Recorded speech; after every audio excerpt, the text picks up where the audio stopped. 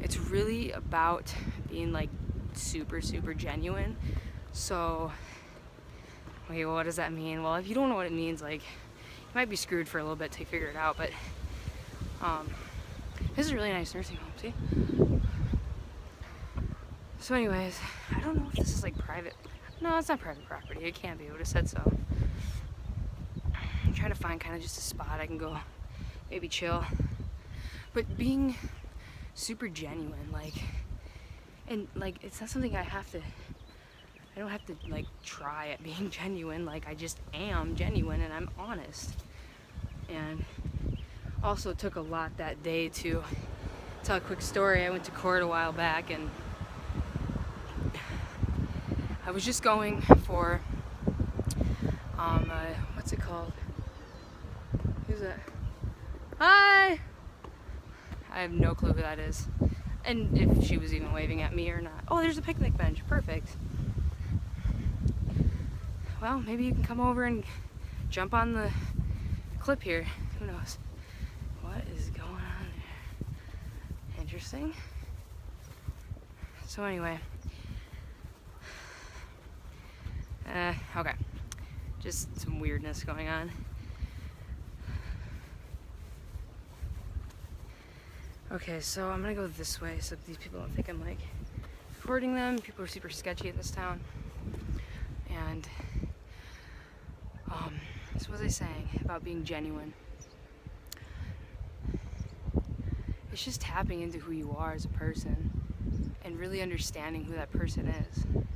Well, what am I, people would say. Well, you're really a spirit. You're really a spiritual person. You're just having a human experience currently. And then your physical body just will pass on, like will die off, and then you will delve into the next thing in your spiritual journey, spiritual life, spiritual whateverness. And so the audio is probably super low because I'm not talking super loud because I'm super freaking peaceful right now. And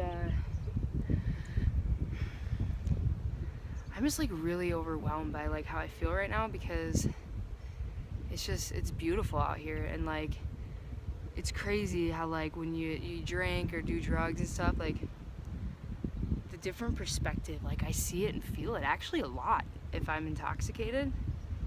Oddly enough, on alcohol though, not on the other stuff. I never really liked the other stuff too much. I did do it, but it actually cut off my connection, and I didn't like that. A lot of people do shit to numb themselves. I didn't like that part of it, so I drank while I was doing methamphetamine and to sort of be grounded back to feelingness of some sort. But anyways, oh yeah, so my story. So literally, long story kind of short, I guess. It was just a hearing to close out a third DUI or whatever, and that's all it was. And my attorney knew I'm super honest because I had already committed an act of crazy honesty. Called her back up on the phone after leaving her office, said, wait a minute, my abs have been tight for an hour because I lied to you and I have been doing methamphetamine, not just alcohol.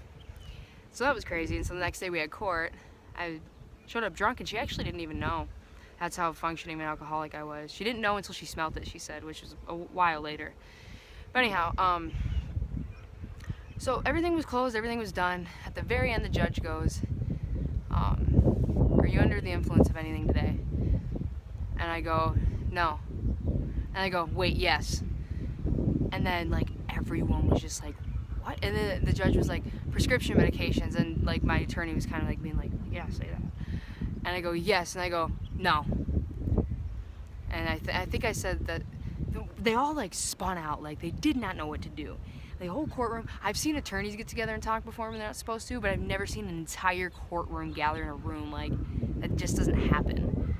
They didn't know what to do with that like radical of an honest statement, to where I literally, my attorney said, you literally rose your hand and said, look, I have a felony in my system. I just feel that radical honesty and like being completely like, yep, is just the key, like one of the keys. Not the only key, but sort of windy. I really don't know how the audio is, and I really don't care because I'm having such a great time right now.